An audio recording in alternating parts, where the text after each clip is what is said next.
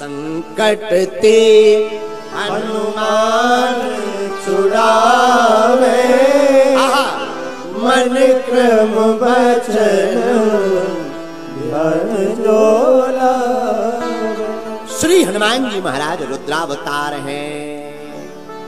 एक बात और, अंदर जो होगा वही बाहर निकलेगा।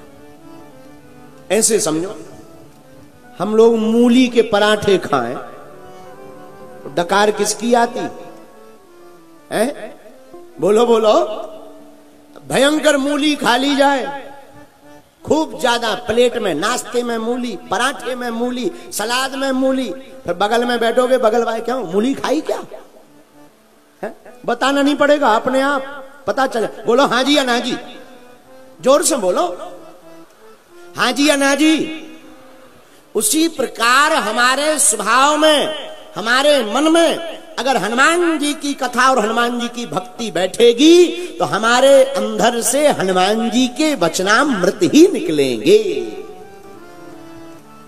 एक बात याद रखना, वाणी, स्वभाव, विचार, विकार, भाव, भक्ति और भगवान। पुनः समझिएगा, 7 चीजें, वाणी, स्वभाव, विचार, विकार, भाव, भक्ति और भगवान। ये 7 अंदर ही है, लेकिन जिसका भाव मनन ज्यादा करोगे वही बाहर निकलेगा। जो क्रोधी स्वभाव का होगा, कितना भी दमन करने का कोशिश करे, क्रोध निकल ही जाएगा। जो वासना में पड़ा हुआ आदमी है, वासना की बातें स्वभावता निकल ही जाएंगी। गाली देने वाले आदमी कितना भी अपने आप को कंट्रोल करे, गाली निकल ही जाती है। बात बात में निकल ही जाए, कितना भी कंट्रोल करे निकल ही जाती है। जिसका मनन चिंतन ज्यादा करोगे वही मन में बैठेगा, वही फिर बाहर निकलेगा। इसलिए मेरी प्रिय आत्माओं, आप अपने बालक और बालिकाओं को रामचरितमानस पढ़वाओ, सदग्रंथ पढ़वाओ, छत्रपति वीर शिवाजी महाराज के संबंध के बारे में उनकी चर्चा बतलाओ, उनके प्रसंगों को बतलाओ, भगवान श्री हनुमान के चरित्र को सुनवाओ। जब बार बार आपका बालक भगवान के चरित्र को सुनेगा, मनन करेगा, तो बड़ा होकर के वह बालक और बालिका भगवान के चरित्र का ही गुणगान करेगा। बोलो सीताराम। अच्छा, ऐसे समझ में नहीं आएगा, जो अंदर है वही बाहर निकलेगा, ऐसे समझो। एक आदमी संभाजी नगर का था, नाम चंगीलाल, यही रहता संभाजी नगर में। उसके पास मुंबई से एक अमीर आदमी रिश्तेदार आने थे।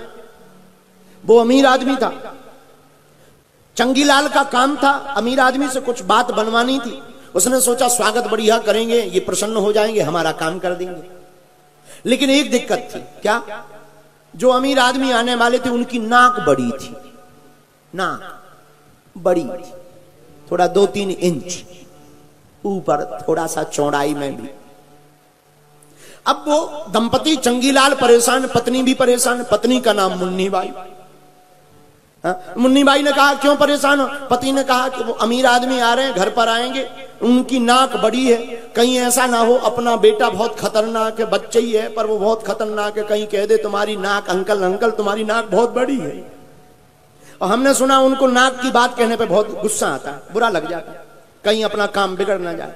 तो उन दोनों पति पत्नी ने अपने बेटे को 3 दिन समझाया, सुन बेटा, रिश्तेदार आएंगे, नाक मत देखना, नाक की तरफ मत देख लेना, और सुन, नाक की बात मत करना, वरना सुन बिस्तर गोल कर देंगे, खटिया खड़ी कर देंगे, मार मार हड्डी तोड़ देंगे। अब बेटा हैरान, रिश्तेदार आए नहीं पर 3 दिन से लगातार टॉर्चर, नाक मत देखना, नाक मत देखना, नाक मत देखना। अब सच में रिश्तेदार आ गए, वो अमीर आदमी आ गया। अमीर आदमी घर पर जैसे ही आया, बैठा, बालक भी छोटा सा तो था ही, 8 साल का, संभाजी नगर का बालक होते ही होशियार। बालक भी सामने खड़ा हो गया। माता पिता दोनों संकोच में अमीर आदमी का स्वागत करे, पानी लाइए, पानी लाइए, भोजन बनाइए, भोजन। लेकिन बेटा एक टुक लगा नाक देखने। अब 3 दिन से वही समझा रहा था। माता जी का दिमाग खराब थी, हमने इसको 3 दिन समझाया, नाक मत देखना, और तो और वो पलक ना मिल के लगा नाक देखना, नाक देखना। अब मन ही मन माता जी को लगे, हे भगवान कहीं ये कुछ बोल ना दे, पलक तक नहीं मिलका रहा। अब मन में सोचे जाने दो मेहमान को, इसकी हम हड्डी गड्डी तोड़ देंगे, बहुत परेशान कर रखा है, दिमाग खराब कर रखा है। 3 दिन से समझा रहे नाक मत देखना, और बालक इतना खतरनाक, और हाथ ऐसे कर, अब और दिमाग खराब, 3 दिन से नाक नाक नाक। अब वही, अच्छा जो बात बार बार रोकी जाए वो प्राय होती है। भारत बड़ा अद्भुत देश है। भारत में खाली कमरे के बाहर एक बैनर टांग देना, अंदर झांकना मना है। आदमी वहीं झांकेगा, है क्या? कुछ लोग तो ये भी कहेंगे पैसा ले लो अंदर दिखा दो, है क्या? बालक 3 दिन से लगातार नाक दे के, माता पिता का दिमाग खराब। माता पिता बड़े डरे, कहीं बोल ना दे, बोल ना दे, बोल ना दे। भोजन हो गए, सब बातें हो गई, भोजन कर लिया, अमीर आदमी ने स्वागत बहुत अच्छे से हो गया। अब चाय बना करके, अंतिम चाय, माता पिता ने सोचा हे भगवान थोड़ी देर और निकल जाए, ये बेटा बोलना दे। बेटा फिर भी खड़ा दरवाजे पे, नाक ही देख रहा है एक टक। माता को मन ही मन गुस्सा, मन ही मन लगे क्या बोले। चाय लेकर के आई, अब माता जी बालक को देख करके मन ही मन गुस्सा में, तो भाई माता जी ने चाय का गिलास दिया और शक्कर लेकर के बोले एक बात बताओ, आपकी नाक में हम कितनी शक्कर डालें? वो भूल गई कि चाय में बोलना। अंदर ही अंदर नाक ही नाक का मंथन चल रहा था, तो चाय के कप की जगह बोली श्रीमान आपकी नाक में हम कितनी शक्कर डालें? लो हो गया गड़बड़। क्यों? जो अंदर होगा वही बाहर निकलेगा, जिसका आप मनन करोगे वही बाहर आएगा। इसलिए मेरे पागलों, अगर हम सद्विचार और हनुमान जी के चरित्र का बार बार चिंतन करेंगे, मनन करेंगे, तो हनुमान जी का चरित्र ही हमारे बाहर निकलेगा। इसलिए मेरे प्रिय आत्माओं, हमने हनुमान जी के चरित्र को चुना है कि हम बार बार हनुमान जी की कथा सुनाएंगे, तो बार बार चिंतन मनन श्री हनुमान जी का होगा, तो अंदर से बाहर हनुमान जी का चरित्र ही निकलेगा। और जब अंदर से बाहर हनुमान जी का चरित्र निकलेगा, तो भारत में रहने वाले लोगों का चित्र संभल जाएगा। इसलिए चौपाई पकड़ी है, संकट ते हनुमान छुड़ावे, मन क्रम बचन ध्यान जो लावे, मन क्रम वचन प्रभु श्री राम के जीवन काल में 2 लोग बहुत विशेष हैं, एक लक्ष्मण जी, एक हनुमान जी। लक्ष्मण जी राम जी के साथ रहे, हनुमान जी राम जी का काज करते रहे। और लक्ष्मण जी किसके अवतार हैं? शेषावतार। और मेरे प्रिय पागलों, लक्ष्मण जी अगर राम जी के लिए शेष हैं, तो हनुमान जी विशेष हैं। हनुमान जी विशेष हैं। क्यों? जो काम कोई नहीं कर पाया राम जी के जीवन काल में, उन कामों की पूर्ति श्री हनुमान जी महाराज ने की। यहां तक कि रामचरितमानस में जब राम रावण का युद्ध छिड़ गया, रावण की सेना बड़ा क्रूरता के साथ अत्याचार करने लगी,